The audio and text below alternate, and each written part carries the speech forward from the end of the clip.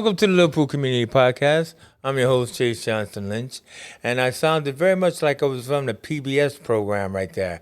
But I am joined by an interesting person that I only just met recently, and I thought, this woman has a lot of interesting things to say, and I think you will find her just as interesting as well. So I'm joined here by Sarah Gustafson. Gustafson. Gustafson, yeah. Sarah Gustafson, who is a creative well-being practitioner. How you doing, Sarah? I'm doing good, thank you. Yeah. Yeah. So that was pretty professional, wasn't it? But I would Yeah. like to say though, Sarah, like when I met you the other day, you came into our studios because you're gonna be modeling with our new project that's been going on. We've been working on for a year now. Yeah. This Heritage Project, but then it's like sometimes you can meet a person and they just they just seem really interesting. Yeah. I thought you would be an interesting person to interview on my show, so I would like to thank you for Thank coming you. in and everything. And one of those interesting things, or multiply those interesting things, was that you're kind of like a Jane of all trades. Like meaning that you're a teacher, you're a podcaster, you're a model, you're a fine artist. There's so many other things in there, right? Yeah. That we hope to explore with you today. So, first of all, you teach in the mental health field, don't you? Yeah, well, I class it as well-being more. Well, I'd yeah, say, that's a yeah, good word, yeah, like yeah. the well-being field, yeah. Well, neurodiverse, Self-development. I think you were calling it isn't it like you deal a lot in neurodiversity, don't you? Well, I'm autistic and I've got ADHD, so I feel like I'm really relatable in that aspect, the neurodivergent, type of people. Type of people, that was the wrong thing to say, but, neurodivergent mindsets, and I can also educate a lot of people on how my brain might work, how I think, and own it, and just be really confident in my own skin. And I think it's really good for a lot of people to go, oh God, I'm like that as well, Yeah. and they can really relate. So I think all my courses are diverse and every type of mindset can attend them, but they're all definitely neurodiverse friendly in terms of learning and exploring how I can learn and applying them methods to help others basically. But you're working with people of all ages. And that's also very good in that kind of way. From as young people doing messy play to adults, dealing with their well-being and stuff like that. I think, your company has an interesting Scouse name.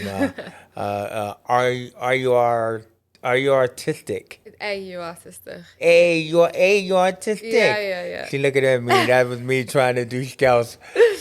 You always comment about how bad it was. Hey, you artistic? Yeah, well, but I thought it was an interesting it was name. a play on words because obviously I'm an artist. Yeah. I'm artistic, but I'm also autistic. That's Yeah. another label that the society has given me. So for me, it was like, what determines these things? Do you know what I mean? Like, you could look at me and you could see an artist, or you could look at me and be like, oh, she's autistic, if people don't really know much about it. And I just love the fact that the words were so similar. The only difference was the you and the are. Yeah. Which for me, that's all it is. It's your perspective. It's your vision. It's how you see this, isn't it? And I'd see my, conditions as an absolute gift. I wouldn't be as creative. I wouldn't think the way I do if I didn't have them. So I would never get rid of them, and I loved them. And I just wanted to challenge this, but also, as you said, it said Scouse, and I thought it was dead funny the way it was like, hey, are you artistic? Are you Yeah. artistic? Yeah. And the word just flows. So put them both together. But I like how you just was saying about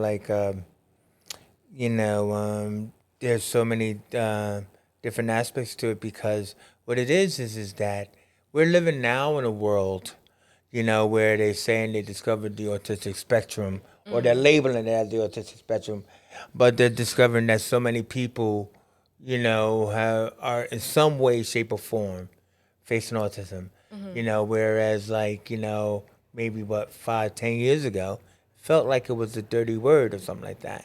But you were saying about you've been recently diagnosed because of a family member. Yeah. If you wanted to share that story. Yeah, so sorry, where do I look? look over there. Yeah, sorry, I'm like, I don't know where to look. So You look at me, but yeah, that's look at you okay. and- yeah. So yeah, my little brother is no secret. He got a diagnosis of ADHD when he was 14, and there's 9.5 years between me and my little brother. At this time in my life, I was on 80 milligrams of Prozac, high antidepressants. I'm not against anything medication-wise. I'm not a medical professional. I openly say that. Whatever works for you, works for you. But for me, they ultimately put me in a massive state of worse depression. I was self-harming. I had an eating disorder. When I say I was like binge eating, like it was just a really horrendous time in my life. And my mum, when my little brother got a diagnosis, my mum said to the doctor, like, my daughter's very similar to him. Like, it's almost uncanny how similar they are. And she said to the doctor, but she's on antidepressants and she's getting worse. And the doctor said, well, maybe she's got ADHD. And, you know, and I was 24 when I got diagnosed. So I got missed right the way through school. Everything, basically. And I just had this, like, sense of just not being understood and frustration throughout my life. Then just built. And it turns into so many other conditions from... I've got I'm OCD as well, but not in the way everyone thinks, you know, like cleanliness, and it's like intrusive thoughts. So I'll get a thought and my brain would go, if you don't get that in the bin now, and I'll have a piece of paper in my hands, then this is going to happen. So I'd be sitting there like, you know, I'm an educated woman, I'm 32, and I'll be throwing this piece of paper in the bin religiously if I'm stressed out in my natural, you know, life. And I'd noticed these patterns of behaviours that I do quite like often. And yeah, so I got a diagnosis, and I said to you, I didn't believe them at first because I didn't know enough about autism. But yeah, and I think because I'd masked for so long, it was so difficult for any medical professional as well to see, you know, the autistic traits within me. So it was only when they spoke to me mum, she grassed me up. They spoke to me mum, and she was like, well, no, actually, she does this when she's on her own, and no, actually, she does this. And you know, if you go in a room, so everyone, like, they were asking what you collect, and I was like, I don't collect nothing. I don't, you know, they were like, do you collect rocks? I was like, no. You know, like, I don't collect rocks. So this is me when I was younger, thinking I was a bit like... Are you a rock collector? I know, it was stupid. And then my mum went, no, she doesn't collect rocks, but if you see in that room... And it was like I could have opened 7 shops. And that's quite, you know, normal or average for, you know, a girl. But no, not to the extent of what I've got clothes addiction. And if anyone touched any of them, I'd know.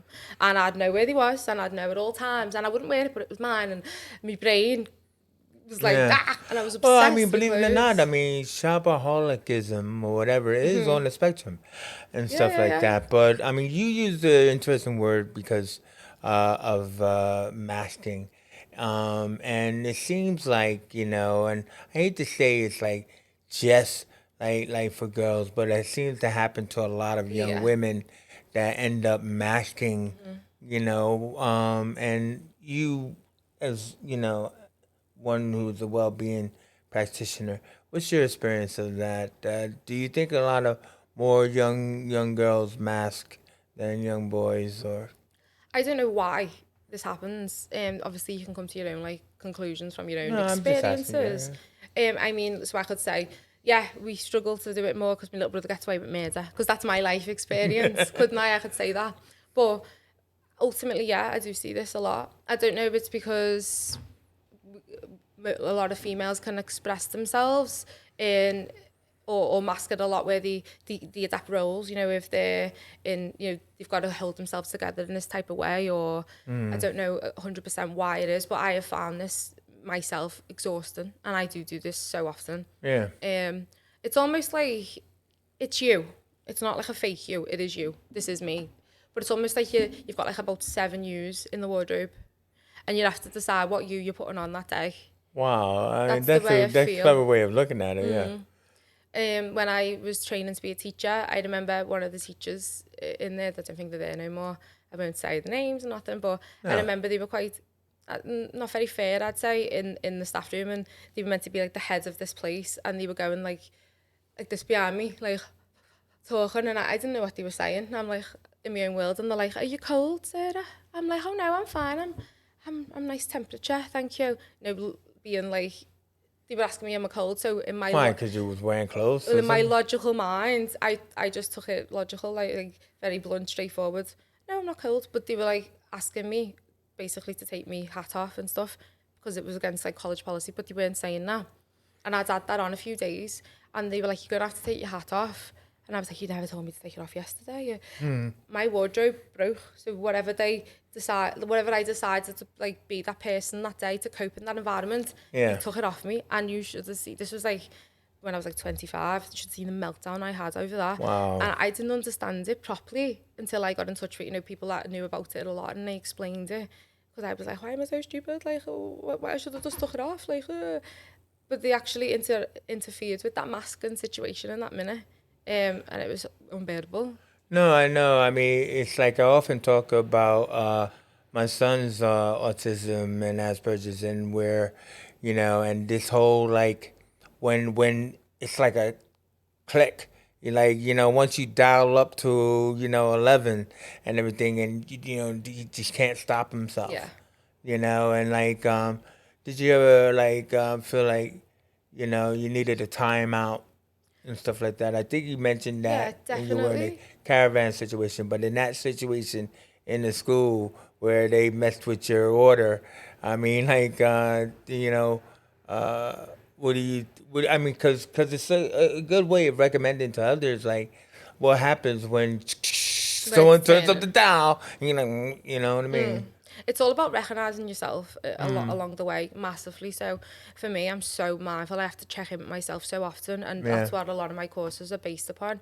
And it's not just because I'm autistic or I've got ADHD. I think every single human being needs to check in with themselves. Yeah, of course. So regularly to see what am I feeling, what's going on, am I upset? And for me, I've looked at myself so much now that I kind of know when I'm here. I say I'm like at a level here, and when I'm there and I'm on my shoulders, anything else above that will tip me over the edge. So as I said, I was in the caravan on the weekends, and I knew it was going to be a different environment than I'm used to. So I took my bedding with me, and it's not a question. It's eliminating something. So it's not a new bed. It's not a new place. It's my bed, and I feel comfortable in this situation. There's my sense of home. There's my place I can go to calm down. So when it's here, if that bedding was different and that change was there, it might tip me over the edge. And a meltdown is not being sad or angry. It literally is.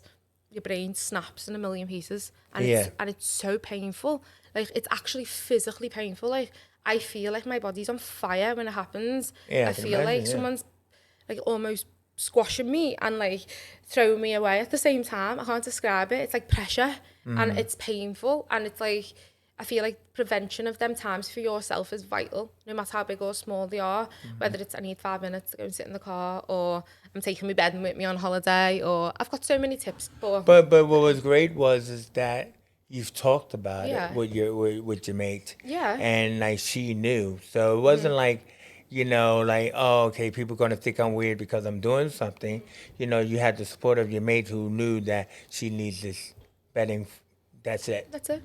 Yeah. But it's the smallest of thing, isn't it? And I think that's what I want to eliminate, is that stigma.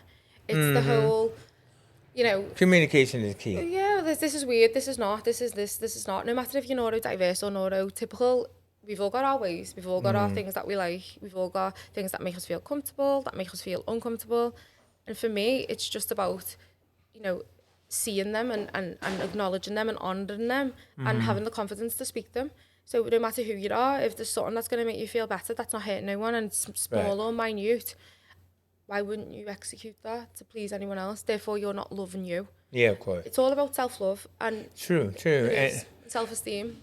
so, I mean, like, do you find it empowering to know about your condition and to be able to, I wouldn't say, well, to let people know, like, I'm autistic, and so I'm let you know that right up front and stuff like that. Yeah. Do you find that more empowering? Because like, I shared the story before about my son, like, when he got his diagnosis and he was in school. He was one of his main things was self-mutism, right? So like he wouldn't talk, but like so a kid was trying to bully him online, for food when he was getting the food, but then he just turned to him and said, "Hey, I'm autistic." You know what I mean? And the guy goes, "Oh, I'm sorry, mate." But Yeah. in a respectful way, not like, "Oh, you scare me," but you know what I mean? Yeah. He felt empowered to know that this is what's going on for me. Yeah. And I mean, I'm just saying, how does that make you feel? Did you feel empowered by knowing what's going on for yourself? 100%. I think, as I said, I've got an inside job podcast. That I think everyone's got an inside job. So mine was to understand what autism was for me, what ADHD was for me, how it meant for me. Because, like, neurotypical, neurodiverse people, every single person's different. There's no two people with autism that are the same. There's no two people with ADHD that are the same. So it's how do these interfere with my life? What's the good qualities in them? What's the bad? How can we eliminate the bad? How can we excel in the good and really execute you? And owning it's the best thing ever because it is who I am. It's not Sarah with autism. It's Sarah. It's my personality. It's me. It's who I am. It's not. It's my brain is neurodiverse and that's okay. Like someone else's brain is neurotypical. That's okay. There's two brains and we're not aware of it. And this world is a neurotypical world and it needs to be more neurodiverse in terms of just so everyone can learn. Yeah. Because even if you're neurotypical, you can still learn through a neurodiverse way. It's just harder for someone who's neurodiverse to learn in a neurotypical way because the stimulants isn't there. No, I totally get you. I just love those telling people I'm autistic or I've got ADHD because they go, because as we were talking about it earlier, you know, when we were growing up or whatever. It would seem like a dirty word or something like that. Or it was like, for me, what I seen it was is, you know, the geek at the back of the bus with the backpack on. Oh, yeah, you know, with the glasses on with no friends. And unfortunately, that was me, but I was on a train. But anyway, go ahead. What I mean is that it was this one person, wasn't it? This one facade of this person with no friends. And I've got loads of friends and you know, I might have a backpack, but you know what I'm saying, don't you? Like, it's not just one type of person and you're like this. It's every single person's different. And it doesn't mean the whole high function and low functioning thing.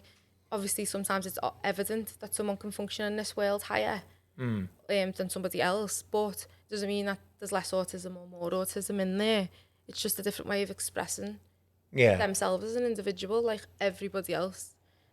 And I feel like we are very similar. Like there's things that bother me, that there's things that might bother someone else that might not be autistic. It's just recognizing what things bother you, how you work, how you monitor you, and just learning about you and loving it though. Loving yourself, like ultimately looking in the mirror and be like, this is who I am and I love it. Like this is who I am. This is what I like, this is what I don't like. And imagine having that confidence if everyone in the world was uplifted and empowered to be themselves in that way. I think it would be great because then we finally be revealed as like who we are, foibles and all. You know, I mean, so with your fine art like degree and everything, you know, it gave you a lot of like creative skills, you know, from filmmaking and photography and stuff like that. But one of the things you wanted to explore was podcasting, and everything. And so like, in exploring podcasting, you know, you created a show and everything called Inside Job. But I thought that the title was very interesting, its origin. So tell me about where does the title Inside Job come from? I used to go outside of myself for everything. When I was younger, I was so powerless. I had no power over my life because I'd be going to the doctor, you need to fix me. I'd be going to other people, antidepressants, you need to fix me. Everything around me needed to fix me. I took absolutely no responsibility for myself or my happiness. And it was only through, you know, getting a diagnosis, but ultimately looking at me. And I even went away to like Buddhist monasteries and like learned different teachings. Not that I'm a Buddhist in any mind or whatever, just to ultimately learn how these people who've got no hair are so happy and they've got nothing. Why are they so happy? Like, and they taught me so much about going inside. We're all looking externally for everything that we've already got, and it's about literally stopping for a minute and just looking at ourselves and what makes us happy and just really getting to know us and honouring how we feel, checking in with us, being our own best friend. That's the inside job. It's the inside job to look at us, how it affects us, and to only control what we can, which is us. And if we all went inside, instead of looking outside, looking at, you know, booking that next holiday, trying to find that next partner, you know, getting them trainees, you know, everything's outside, like running for our happiness. If we all turned that and really looked inside and checked in with what it is we need or why we behave a certain type of way or what's going on for you, and really started to love ourselves and really look at that, we're so powerful because nothing externally can affect us because our happiness is in here. Yeah. But you were saying something else about giving yourself away and stuff like that, and I was just wondering, what did you mean by that? What sense did I say that, sorry? When you were talking about the inside job, you Oh know. yeah, I know what I meant by that. Sorry, it's my logical brain again, analysing what away means in 100 different forms. But I know. I don't. you know, I don't know. you do. It's the Yeah. point. So what I meant is obviously when I'm teaching or when I'm, like I like these type of environments because there's an access to a lot of people in one go, if that makes sense, rather than saying similar things continuously. So with the podcast, I felt like anything that come up, anything that I was going through in that minute in my life, or anything that I was realizing as things have happened, it's good for me to just go on there and go blah blah blah, and don't my curse or whatever. But I'm just kind of myself in that environment. But if anyone over 18 or whatever who'd done my courses wanted to phone me up on a Sunday, when I'm out and I'm with my family trying to have a roast and they're trying to get through and I can't give them that much of my time in that minute, they can go on the podcast and have a little listen and be reminded of some of the things we've spoke about and that. So I love that avenue for that Yeah. podcast, to be able to be there basically all the time for people without actually giving myself away all the time. Yeah. Yeah. It's also about being honest, isn't it? Yeah. And everything, and share, being okay with sharing of yourself. Yeah. Because a lot of people are guarded, aren't they? And that gives them a feeling of fakeness or Yeah. being unreal and everything. And what you're trying to say is, I'm me. Yeah, I think That's how being I looked at it. authentically you, Yeah. literally looking in the mirror and honouring yourself, like really, Yeah. you don't want to do something, don't do it. Right. Like I always say, unless it's going to hurt you in the long run in terms of if you've got a best friend that you've knew all your life and it's their 30th birthday, if you don't want to go to that party, you should go, shouldn't you? Because it's your best friend, you've got loyalties, you should find a way to do that because ultimately you're going to cause little breakages within that relationship that you need because they're your nurtured person. But if it's the woman down the street and it's a 30th birthday, you don't have to go. We put so much pressure on ourselves, don't we? And it's about honouring ourselves. It'd make me feel worse if I didn't go to my best friend's 30th, even if I didn't feel like going, because Yeah. I'd feel bad because I never went. So it's about like weighing up Yeah. the feelings that you've got and checking in with yourself and just honouring it and just being you and loving yourself anyway, basically. Yeah. Well, I think like you're one who has a lot of clever titles.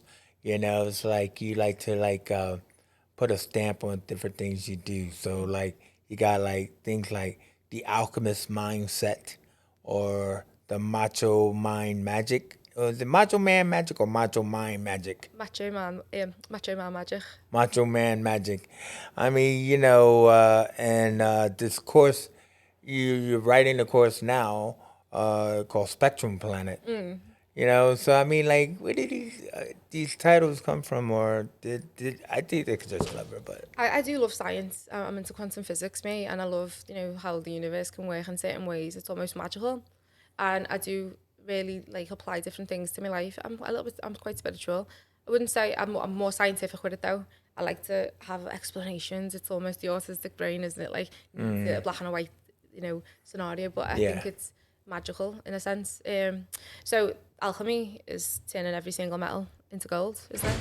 There you So go. imagine if we had a course that didn't matter what label you've got, what mental health condition you've got, whether you're ADHD, bipolar, it doesn't matter because the alchemist mindset is about your self-esteem, it's about self-love, it's about how to deal with conflict. There you go. It's about life skills that we don't get taught in school.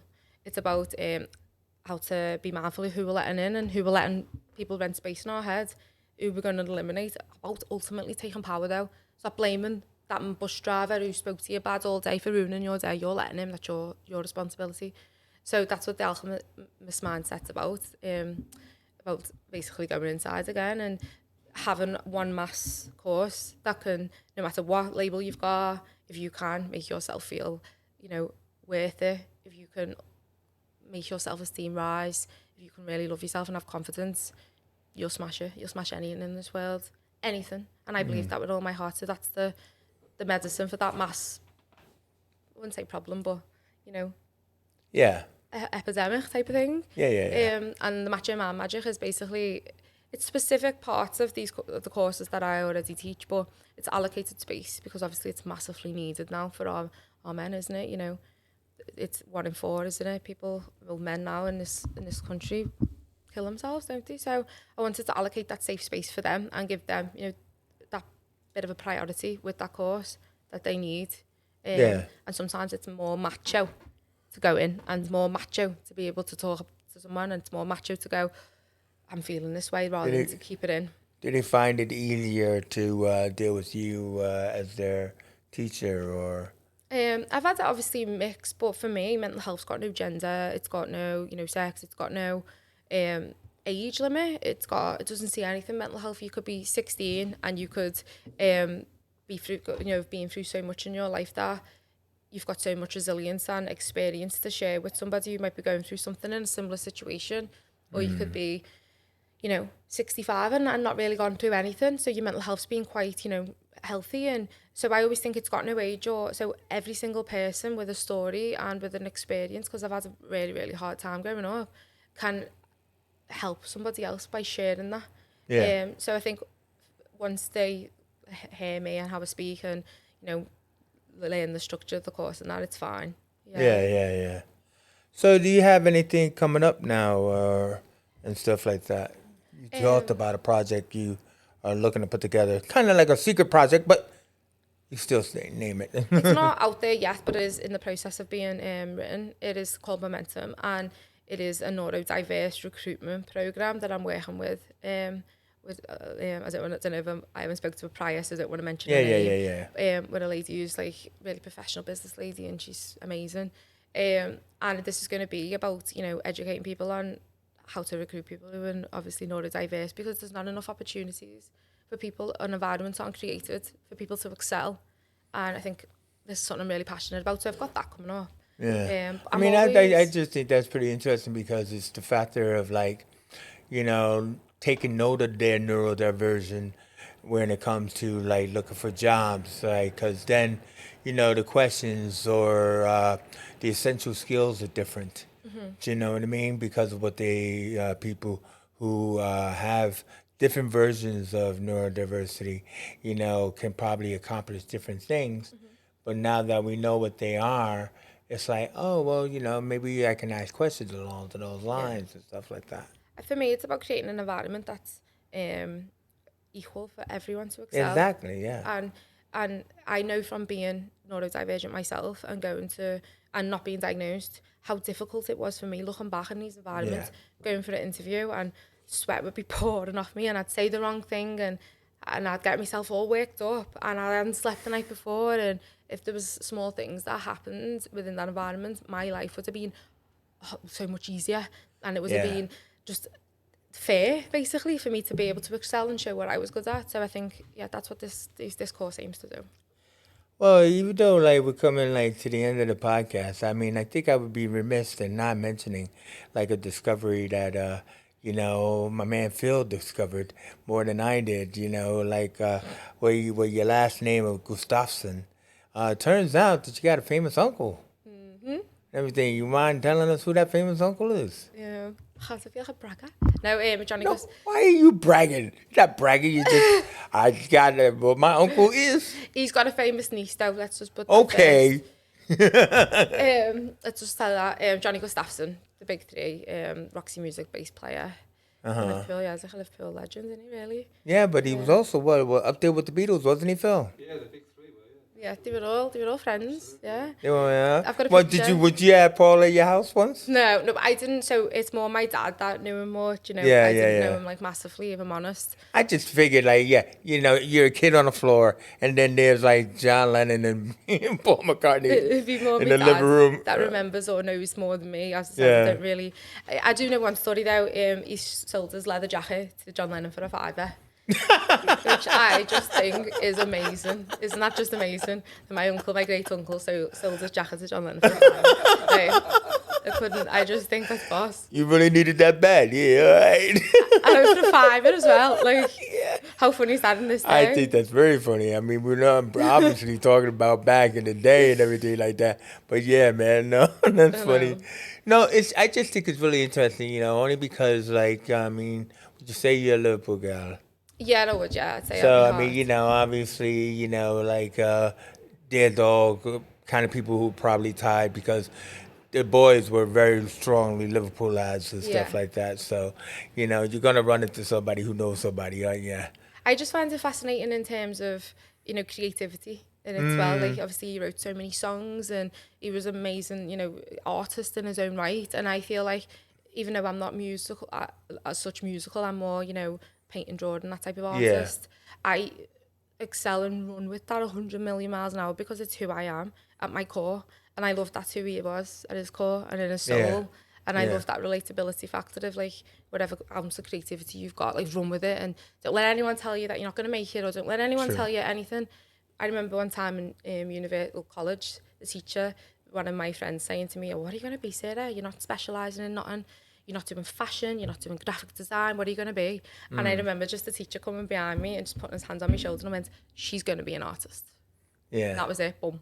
And it was like, mic drop, boom. And I thought, Yeah. I am. And you know what? I'm so grateful that I get to live my life teaching art in a creative way, being an artist myself, creating work for me and for obviously for others, and working with kids to build spaces. I've done murals with all the kids. We've done up really run down places in Liverpool, and we've made them beautiful again. And I Yeah. do so many projects for community spaces with kids, and I work in a lot of schools, and I work with really, really vulnerable children. And just, I don't necessarily, I'm not a counsellor. I just give them a space to have an hour Yeah. to create and to just have a break from all the noise that's going on. And I think we all need creativity, don't we? Exactly. So because you want to obviously do more teaching in schools and stuff like that, how can people find you on your socials?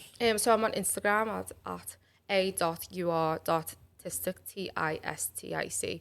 And there's the link to the podcast on there too, which is Inside Job. So, and my email address is a.ur.tistic, TISTIC, .courses Yeah. at gmail.com. So if anyone's got anything coming up, anything you want me to run, I work with all ages completely. And I can do things from creative art. I love, like, a Wellbeing Wednesday, a Mindfulness Monday. I do meditation within art. Everything's visual. Everything I do is visual. I do expression, whether it's like throwing away emotions or with the children. I work really closely in homes. With Ms. Please, they've sponsored me to do a few things. Yeah. So yeah, I'm dead passionate about it, really, and getting out there, especially doing talks. Like I said, Jane of all trades. That's a play on for Jack of all trades. You know what I mean? So either Juliet. way, Juliet of all trades. Well, I'd like to thank you for joining us Thank there you so much in for the having studio, Sarah, and everything, and letting us know what you're doing. I love having conversations around autism as well, Yeah, same. and everything like that, because I feel that we all need to be talking about it all the time. Yeah. And everything. So thank you very much for joining me. And yeah, you've been watching the Liverpool Community Podcast with me, Chase Johnson Lynch, and for now, we out of here. Thank you. Thanks so All much. right, thank you.